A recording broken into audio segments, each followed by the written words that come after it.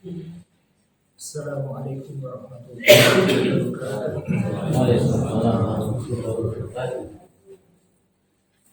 Alhamdulillah, wassalatu wassalamu ala rasulillah wa ala alihi wa sahbihi wa man wala. Wa asyhadu an la ilaha illallah wahdahu la syarika lah. Wa asyhadu anna Muhammadan abduhu wa rasuluh. Ya ayyuhalladzina amanu taqullaha haqqa tuqatih wa la tamutunna illa wa antum muslimun. Amma ba'du, jemaah rahimakumullah. Pada malam hari ini kita kembali belajar sama-sama mengenai terkait dengan keutamaan ibadah, yang mana ibadah itu merupakan maksud dan tujuan diciptakannya manusia dan jin, di mana Allah menciptakan manusia dan jin tidak lain hanyalah untuk beribadah kepadanya, sebagaimana disebutkan dalam ayat Al-Quran, "Wama khalaqul jinna wal insa illa liya'budun." Dan tidaklah aku ciptakan, kata Allah, jin wal ins, yakni bangsa jin dan bangsa manusia, illa liya'budun, kecuali untuk beribadah. Ya'budun penafsirannya adalah yuwahidun. Ya'budun beribadah, yakni artinya adalah yuwahidun, mentauhidkan kepada Allah. Jadi tidak ada ibadah kecuali ibadah itu adalah dalam bentuk mentauhidkan kepada Allah. Kemudian sebagaimana pada kesempatan yang lalu kita sebutkan amal-amal yang mempunyai pahala-pahala besar, di antaranya berpahala seperti ibadah haji, di mana disebutkan oleh Rasulullah SAW, "Man ghada ila masjid la yuridu illa ayyata'allama aw yu'allima khairan aw yu'allimahu kana lahu ka'ajri hajjin." Ya, tamman hajjatuhu. Ya, siapa yang mendatangi masjid, man qada ilal masjid, la yuridu, tidak ada maksud lain kecuali illa ay yata'allama khairan, kecuali dia menginginkan belajar kebaikan, yakni belajar agamanya, dia memperbaiki agama, au yu'allimahu, atau dia mengajarkannya, ya, maka dia kana lahu ka'ajri haji, dia mendapatkan pahala seperti pahala orang haji. Tamman hajjatu, sempurna hajinya. Ya, setiap ibadah itu ada kesempurnaannya, ada kurangnya, ada sedang-sedangnya. Setiap ibadah, kalau dikatakan tamman hajjatu, hajinya sempurna, wis apik banget. Seluruh ibadah itu ada kualifikasi, seperti halnya sholat. Sholat sempurna, sholat malah wis pokoke apik kabeh. Ya, dari adab-adabnya semuanya, nah itu sempurna sholat. Wudu, perkara kecil wudu ada sempurna. Ada banyak hadis yang menyebutkan wa ahsinul wudu'a, dia memperbagus wudunya. Memperbagus wudunya salah satunya kepala balik rekam itu tidak memperbagus wudhunya. Ya, kepala itu diusap.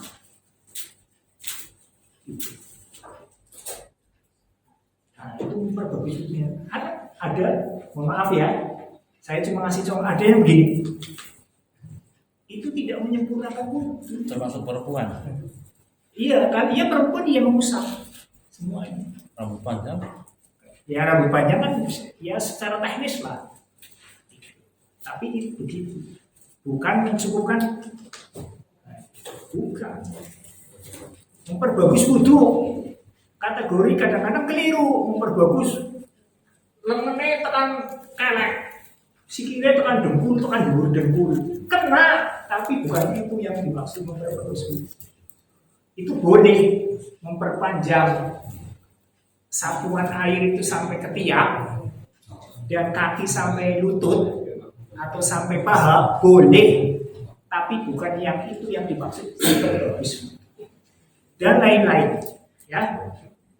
Maka kemudian yang dimaksud mendatangi majelis ilmu di masjid itu adalah sesuatu yang luar biasa sekali.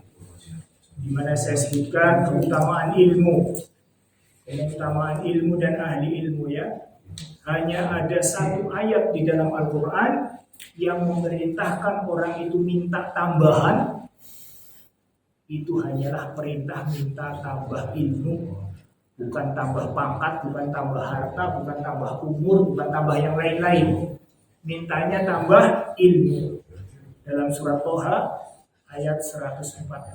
Wa qur rabbi zidni ilma. Tidak ada cari. Oh, ada perintah cari. Enggak, setahu saya cari tidak ada. Yang ada hanya satu, minta tambah ilmu.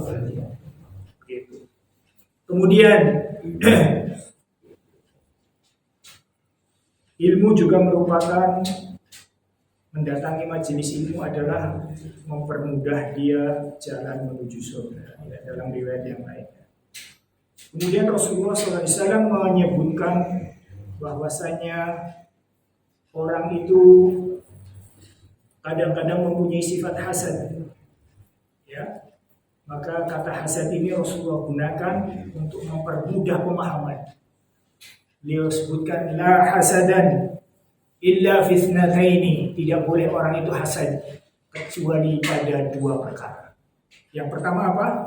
Rajulun atahu Allahu mal, orang yang diberi harta, ya.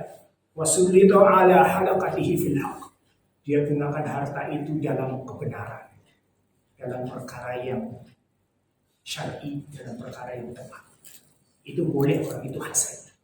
Ya, kemudian warajulun, orang atahullahul hikmata wa huwa yaqdi biha wa yu'allimuha, orang yang diberikan hikmah. Hikmah di sini adalah ilmu agama. Wa huwa yaqdi biha, maka dia gunakan ilmu itu untuk semua apa-apa yang dia alami, dia putuskan dengan pertimbangan dengan ilmu agama. Wa yu'allimuha, dan dia ajarkan. Maka dua golongan ini yang boleh orang itu hasad. Hasad dalam arti yang baik itu adalah secara bahasa namanya ghibah. Tapi di sini disebutkan dengan kata hasad untuk mempermudah pemahaman orang. La hasadan illa fi ithnataini, tidak boleh orang itu hasad kecuali pada dua perkara. Yang pertama kepada orang yang diberi Allah harta dan dia gunakan hartanya di dalam kebenaran fisabilillah. Yang kedua, orang yang Allah berikan dia ilmu dan dia gunakan ilmu itu untuk memutuskan segala sesuatu terkait dengan kehidupannya, wa yu'allimuha, dan dia mengajarkan. La hasadan illa fi ithnataini, ya. Rajulun atahu Allahul mal fasullita ala halakatihi fil haqq, ya. Yang pertama, wa rajulun atahu Allahu al-hikmata wa huwa yaqdi biha wa yu'allimuha. Maka tidak boleh orang itu merasa kepengen banget kecuali pada dua keadaan ini. Iri ya, iri. Nah, iri dalam arti yang positif itu ghibah. Ini pengertian secara bahasa digunakan oleh Rasulullah SAW untuk mempermudah orang memahaminya. Ya. Kemudian majelis ilmu di masjid dikatakan oleh Rasulullah SAW itu didatangi oleh para malaikat. Ya. Wa innal malaikatu la tad'u ajnihatuha. Para malaikat itu datang kepada majelis ilmu orang yang di masjid dalam keadaan meletakkan sayapnya. Ridon li talibil ilmi, dalam keadaan ridho kepada orang yang menuntut ilmu. Orang itu tidak bisa melihat malaikat, tidak bisa melihat jin. Ya. Malaikat dan jin itu tidak bisa dilihat, tapi Rasulullah SAW mengabarkan kepada kita bahwa majelis ilmu di masjid sebagaimana kita pada malam hari ini itu didatangi oleh para malaikat. Yang malaikat itu dalam keadaan ridho dan meletakkan sayapnya. Ya. Wa inna al-alim la yastaghfiru lahu. Dan orang yang alim, orang yang berilmu, la yastaghfiru lahu, dimintakan ampun. Man fis samawati wa man fil ardi. Oleh semua yang ada di langit-langit dan bumi. Bahkan wahitanu fi jawfil ma. Bahkan segala sesuatu yang fi jawfil ma, yang di dalam air. Jadi dirinci oleh Nabi semua yang ada di langit-langit samawat ya, dan semua yang ada di bumi itu mendoakan. Bahkan makhluk-makhluk Allah yang ada di air pun mendoakan untuk orang alim, orang yang berilmu. Ya. Wa inna fadlal alim 'alal 'abid, dan keutamaan orang yang pandai, orang yang berilmu 'alal 'abid dibanding orang yang ahli ibadah abid itu seperti kafadlil qamari lailatal badri, seperti bulan purnama. Ya, seperti bulan purnama ala sairil kawakib, dibandingkan dengan kawakib. Kawakib itu bintang-bintang. Tapi mungkin yang lebih tepat bukan bintang-bintang. Galaksi-galaksi yang kecil-kecil malah. Bintang kan keton, meleb ya. Nah, ini kawakib bintang kecil-kecil aneh banget. Dibandingkan dengan bulan purnama, bulan yang purnama. Maka ini adalah keutamaan orang yang berilmu dengan orang yang ahli ibadah. Maka ini menunjukkan pentingnya orang itu menjadi orang yang berilmu. Bukan hanya rajin ibadah saja, tapi dia harus didasari dengan ilmu supaya dia menjadi orang yang alim. Alim itu bukan berarti dia menghafal dalilnya apa, tidak. Tapi semuanya tidak. Dia mempunyai dasar kepastian bahwa ini begini. Seperti halnya Pak Haji disuruh sholat subuh 3 rakaat mesti ora gelem. Kalau apa ora gelem, itu namanya ilmu sampai seperti itu. Yakin subuh 2 rakaat. Dalilnya apa hari wis pokoke loro. Nah, ilmu itu sampai begitu. Bukan yang lebih bagus lagi ya dia tahu rinciannya. Nah, itu kan orang-orang yang khusus ya. Tapi ilmu itu sampai orang itu yakini dan dia tidak mau untuk yang lain. Saya berikan contoh begini. Disuruh sholat subuh 3 rakaat, 4 rakaat tidak mau, 1 rakaat pun tidak mau. Pasti hanya 2 ya. Karena dia sudah mengilmui. Nah, itu sampai seperti itu ilmu ya. Kemudian wa innal ulama warasatul anbiya, dan para ulama itu adalah pewarisnya para nabi. Wa innal anbiya lam yuwarithu dinaran wala dirhaman. Para nabi anbiya itu para nabi lam yuwarithu, tidak mewarisi dinaran wala dirhaman, yakni emas, uang emas atau perak. Walakin warasul ilma, akan tapi para nabi itu mewarisi ilmu. Waman akhadahu akhada bihadzin wafir. Siapa yang mengambilnya, mengambil ilmu itu, warisan itu, akhada bihadzin wafir, dia telah mengambil bagian yang wafir. Itu bukan hanya banyak, bagian yang melimpah. Banyak dengan melimpah, lebih banyak melimpah ya. Banyak. Nah, ini wafir itu lebih tepat diterjemahkan melimpah. Nah, maka dari itu seluruh kata ilmu di dalam Al-Quran maupun di dalam hadis-hadis Nabi pengertiannya adalah ini. Ini kan ada kata ilmu, ya. Wa innal anbiya'a lam yuwarithu dinaran wala dirhaman, walakin warasul ilma. Tapi para nabi itu mewariskan yang namanya ilmu, bukan dirham, bukan dinar, bukan uang emas, bukan uang perak. tetapi mewariskan ilmu. Faman akhadahu akhadha bihadzin wafir. Siapa yang mengambil warisan itu, dia dalam keadaan mengambil bagian yang melimpah, yang banyak sekali.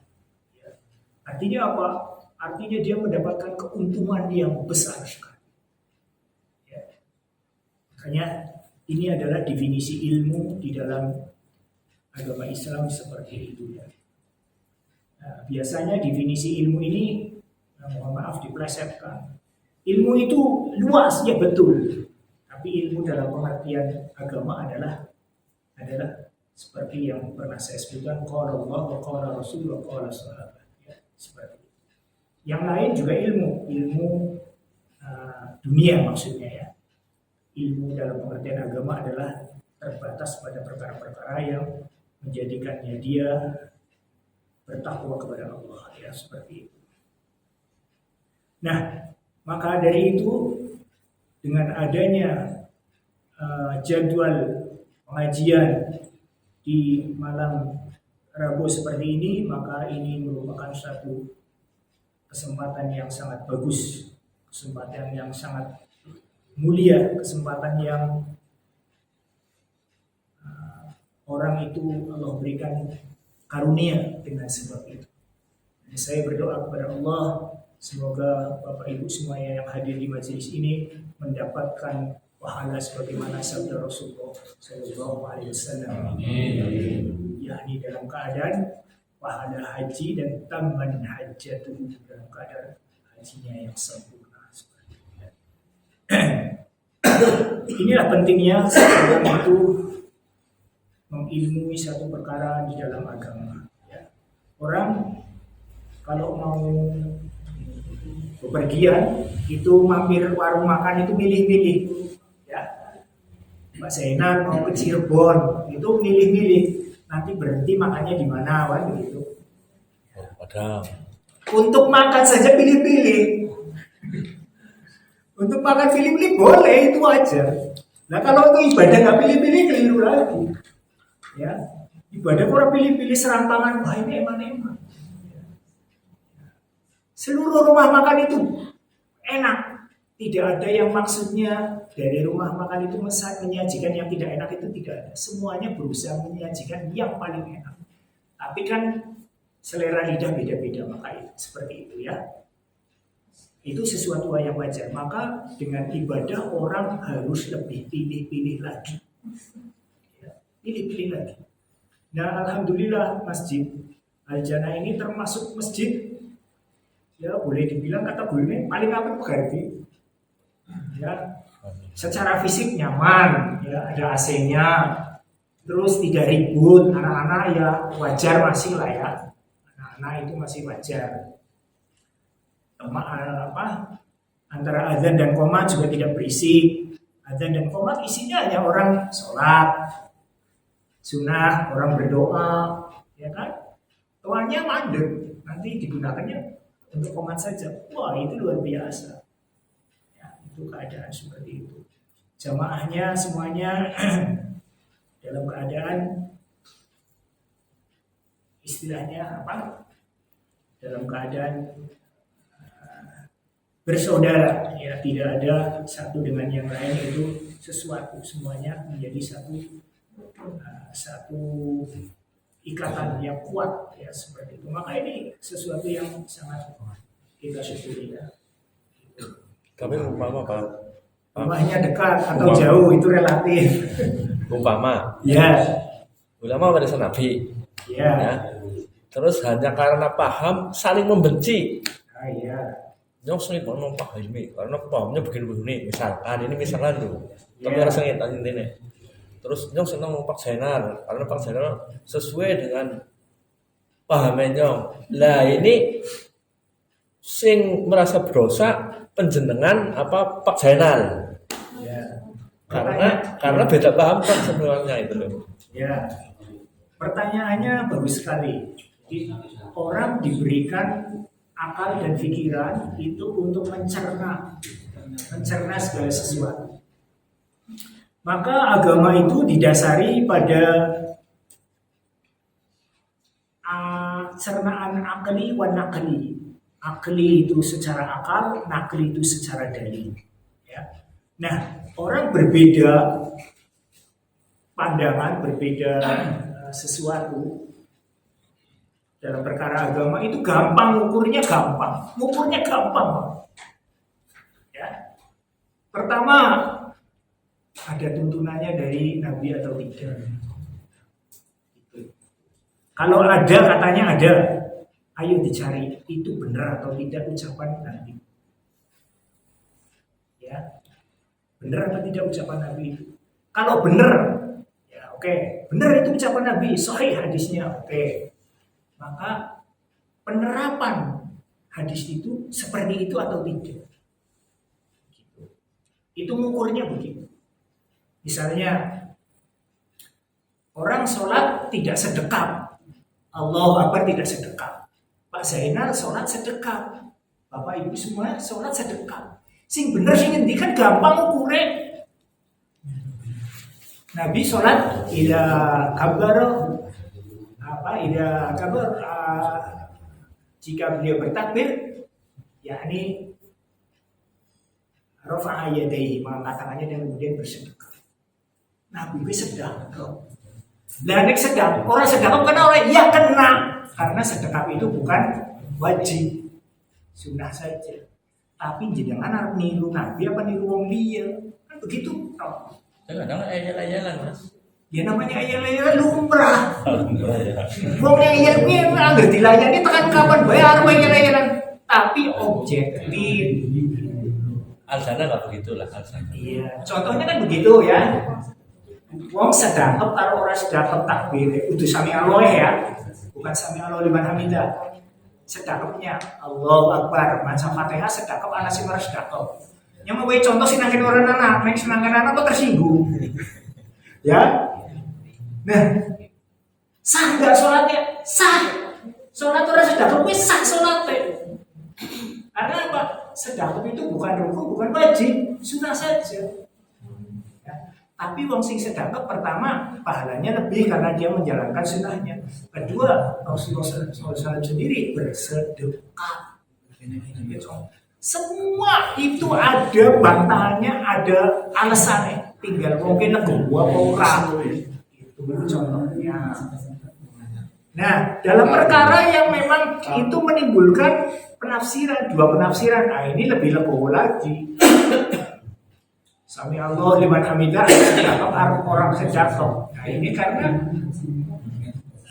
penafsirannya memang keduanya itu harus lebih lega lagi. Tapi pada perkara yang ada contohnya langsung dalam wujud secara fisik contohnya itu, maka orang itu yang memberikan kelonggaran, tapi kan artinya ya harus nyontos apa sholat. Semua ada, ya, semua ada alasannya. Tinggal orang itu akan lega atau tidak. Makanya Islam itu disebutkan yang kemarin ketika ada Allah dan Rasulnya itu menetapkan suatu perkara, sami'na wa ata'na.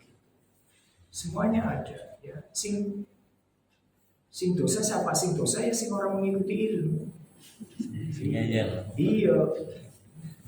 Makanya dasarnya ilmu, gampang. Iya. Ada pertanyaan lain? Tapi yang nyalahnya oleh orang gue. Oh ya, bentar dulu Pak. Menyalahkan, pertama, menyalahkan kalau sesuatu yang jelas salah itu adalah boleh. Tapi cara nyalah name, gue yang dalam sikon. Pak Harti tak salahkan nang arep jamaah apa ya? Pak Harti gue beliau ya orang. Pak Harti pertama orang tua, orang etis, RW, wani nang kene itu atau biru nanti di salahna nang kene kan orang. Yo cukup WA bae Pak Harti, mesti tak WA secara pribadi Pak Harti dijawab, matur nuwun, iya pancen kayak gini. Contohnya nyalahna itu bentuk apa naik muka. Wong sholatnya cepet banget, jengkal cepet banget, nah itu ya. Harus ditegur ya ditegur sesuai sikonnya bagaimana lah, sing kira-kira orang itu kepenak gitu ya. Contoh menyalahkan adalah salah satu, menyalahkan itu artinya Menyalahkan itu bukan menyalah-nyalahkan ya. Itu salah satu bentuk amar ma'ruf nahi munkar. Tinggal nanti secara teknis itu harus melihat situasi dan kondisi supaya apa? Supaya menjadi maslahat untuk orang itu dan yang lainnya. Ya, apa tanto apa? Masalah sholat Pak. Yeah. Kita sholat tahiyat akhir ya, Ya, batal. ya. Nah sedang imam masih ngelanjutin surat apa? Surat itu. Nah kita udah selesai tapi itu asal melini imam belum. Kita udah batal. Jadi pas tahiyat akhir batal. Ya. Bapak kan jadi makmum, Nah, ya kan? kan kita mau asal melini imam kan masih Tahiyat. masih melanjut Betul. gimana? Bapak kan jadi makmum. Ya, Maka ketika Bapak jadi makmum, itu segala sesuatu yang terkait dengan gerakan-gerakan rukun sholat itu tidak boleh barengi imam berawli apa maning di siti. Maka salamnya dia harus, imamnya belum salam, dia nggak boleh salam dulu kalau tapi kita udah batal itu. ya kalau udah batal kan otomatis dia ulangi sholatnya. Iya. Yang sering terjadi kesalahan secara umum ya, maaf, itu adalah ketika sholat berjamaah itu jamaah buru-buru rukuk dan sujud. Ya, kaidah dalam rukuk dan sujud itu orang temiyung be orang. Angger urung imame batu kayak nempel lari mester. Yang terjadi kan enggak imame nembe ucap Allah terus. Malah imam urung wis do kondisi. Nah, itu bukan saya menyalahkan, itu karena banget kulino oleh sholat. Jadi sholatnya malah jadi salah. Saya masih semangat. Jadi dalam sholat berjamaah, orang yang di belakang imam itu menjadi patokan. Patokan gerakan itu orang yang di belakang imam. Karena jamaah itu dalam keadaan tidak melihat imam semuanya. Nah, ketika ruku itu imam itu ruku berhenti, makmum baru temiyung ruku. Ketika sujud, imam itu keningnya itu nempel di lantainya, jamaah itu baru turun. Hadisnya riwayat Bukhari. Tidak ada di antara kami yang membungkukkan punggung kami sebelum Rasulullah SAW itu nempelkan keningnya ke lantai.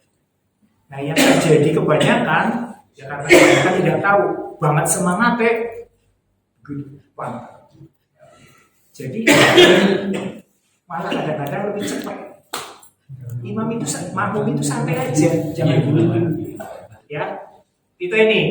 Saya jadi makmum, saya makmum ya, saya makmum nih, yang imamin orang lain. Begitu Allah Akbar sujud burung sujud tulisan sing temiyu, kanan kiriku. Yang urusan jadi kan dia ngerti, ya kan kayak temiyu gitu. Nah, itu salah satu bentuk koreksi untuk kita semua. Cuma Pak, kadang-kadang imam begitu tekan misal langsung baca, ya. Iya. Ini kan belum kalau manut gue tuh. Iya. Nah, karena terbentuk karena semenyak. Bener, Sar? Ya gue kewajibannya takmir milih imam sing bener. Ini dosanya takmir enggak gara-gara imam sing udah bener. Jadi manajemen takmir masjid itu dia berkewajiban itu bertanggung jawab terhadap kemaslahatan masjid secara umum, termasuk siapa yang diamanahi menjadi imam supaya tidak terjadi seperti itu. Sekarang contoh yang paling gampang, rakaat 3 dan 4 hampir jamaah itu tidak pada selesai Fatihahnya. Iya apa iya? Iya kan? Di kebanyakan masjid di Al-Jannah alhamdulillah termasuk bagus. Di masjid lain Bapak Ibu kalau sholat di masjid lain rakaat 3 dan 4 itu Fatihahnya boleh dibilang tidak pernah selesai kecuali masanya Badar banget. Karena seperti itu. Contoh Itu menunjukkan imamnya tidak qualified. Orang lain kesempatan bukan rampung. Ya walaupun makmum ora rampung sholatnya sah karena wis garansi nang imam. Tapi pahalanya akan lebih banyak kalau imam itu memberi kesempatan makmum itu membaca sampai waladhdallin, sampai aminnya juga selesai. Sampai waladhdallin terkurang karena imam makmum belum mengucapkan amin.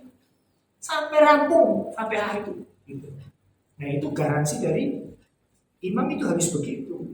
Ya salah satunya. Pak Aziz, Pak Zainal, gue dulu kan Pak Aziz, Pak Zainal, Pak Hadi dan imam-imam di sini, alhamdulillah sudah memenuhi. Saya bicara di masjid lain karena kita ini baik. Mana Pak Zainal sholat di masjid dia, rakaat kedua Bapak duhur, asar atau maghrib atau isya. Orang macam Fatihah cepat banget, macam Fatihah itu cepat banget. Secara logika aja tidak diterima, apalagi secara dalil. Rasulullah SAW itu bawa salat itu alon-alon, ayatan, satu ayat. Berarti nggak sah itu. Kenapa? Sah, karena dia makmum. Kan imamnya sudah baca. masih sah. Tapi pahala sholat berjamaah itu kan berjenjang, bermacam-macam. Nah, kalau imamnya itu bagus, dia memberikan salah satunya seperti itu, maka pahalanya tentu lebih banyak. Nah, contohnya seperti itu dan yang lain-lainnya. Nah, alhamdulillah di Masjid Al-Jannah ini termasuk yang terpenuhi, yang adab-adab yang sampai yang seperti itu. Kalau duhur sama asar kan imam nggak. Ya, Salah. Kita berarti baca masing-masing kan. iya. Terus kita udah selesai. Terus imam kan masih ada mungkin nungguin. Ya. Kalau lama kan nungguin apa? Ngantuk, Baca surat kan? Ya, Itu gimana? betul. Ya, pertanyaannya bagus sekali. Kalau ada suara kan kita bisa gitu. Ya. Ya, pertanyaannya bagus sekali. Bagaimana kalau sholat berjamaah, si makmum sudah selesai membaca Fatihah, imam belum rukuk atau yang lain? Maka ada dua keadaan. Yang pertama, khususan pada sholat maghrib di rakaat yang ketiga itu menambahkan dengan doa. Rabbana la tuzigh qulubana ba'da idh hadaitana wa hab lana min ladunka rahmatan innaka antal wahhab. Ini ada hadisnya. Maghrib kan rakaat 1 2 bunyi.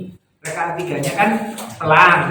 Nah, ketika rakaat 3 di sholat maghrib, Bapak Ibu sudah baca Fatihah tapi imamnya belum ruku, udah selesai, maka ditambahkannya bukan suratan, tapi doa.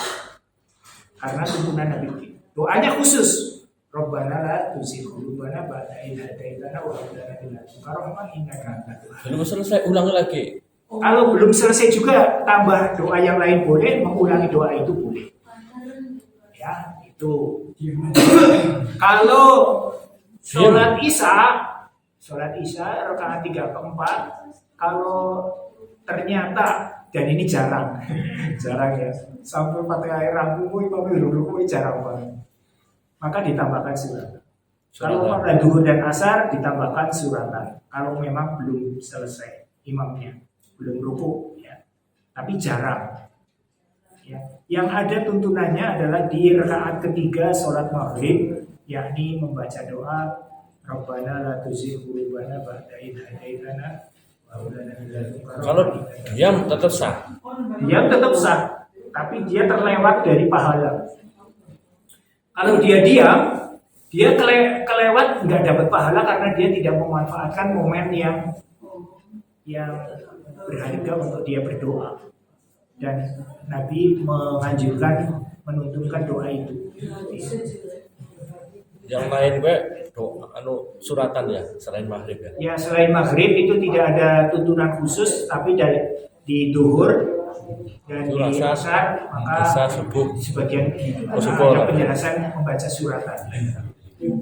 Duhur itu sholatnya tidak keras bacaannya, tapi suratannya Rasulullah SAW itu panjang-panjang pada sholat duhur, walaupun sholatnya sir. Dalam riwayat itu seperti itu.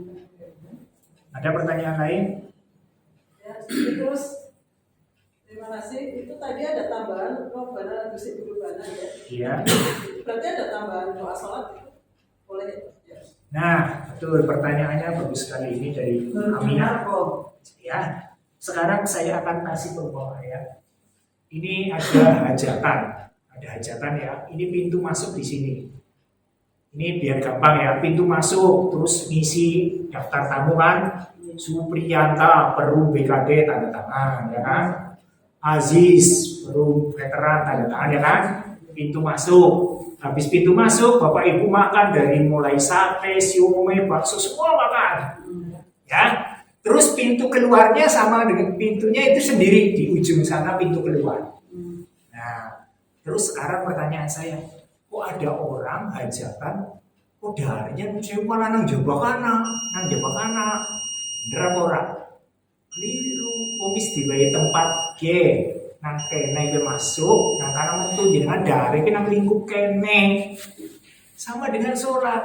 Sholat itu isinya doa dari mulai takbir sampai salam. Nah, kondongane nang nang orang antara kiye, wis salah kaprah. Maka doa itu di dalam sholat. Ya. Di dalam sholat itu di mana? Dari doa iftitah itu ya, Fatihah harus jelas. Kemudian di sujud, duduk di antara dua sujud. Pak Hardi sekitar imamnya duduk di antara dua sujud itu disuwe. Kita ada kurang. Kita ada apa enggak?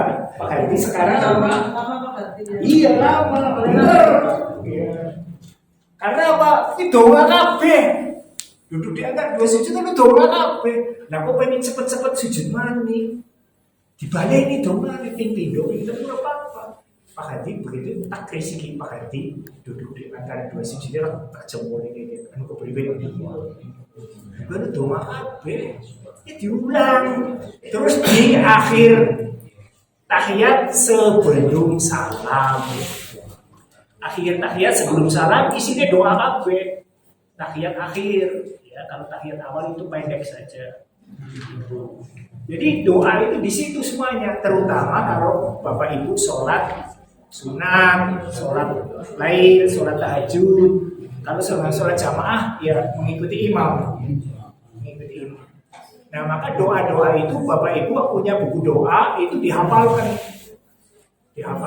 nah itu digunakan dibaca di dalam sholatnya, ya di dalam sholatnya, ya itu. Saya belum dapati riwayat Pak Hardi, riwayat tak golek-golek Nabi kuwi ndonga bar salat tak golek itu ketemu kan sih. Tapi boleh. Kenapa? Boleh. Tapi orang tuntunannya belum.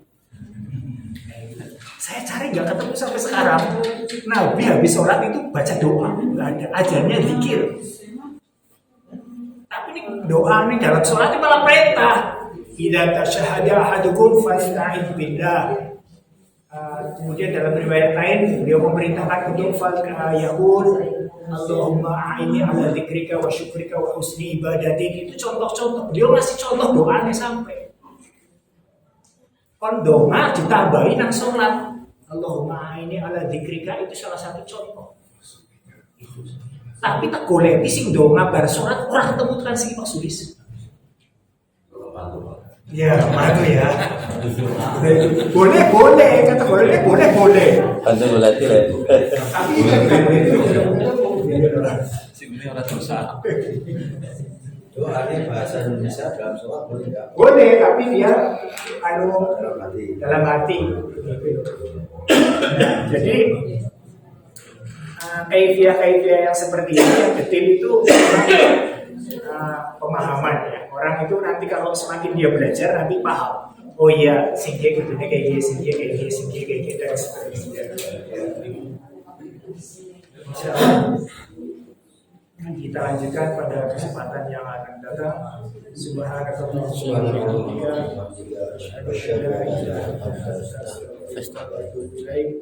Assalamualaikum warahmatullahi wabarakatuh.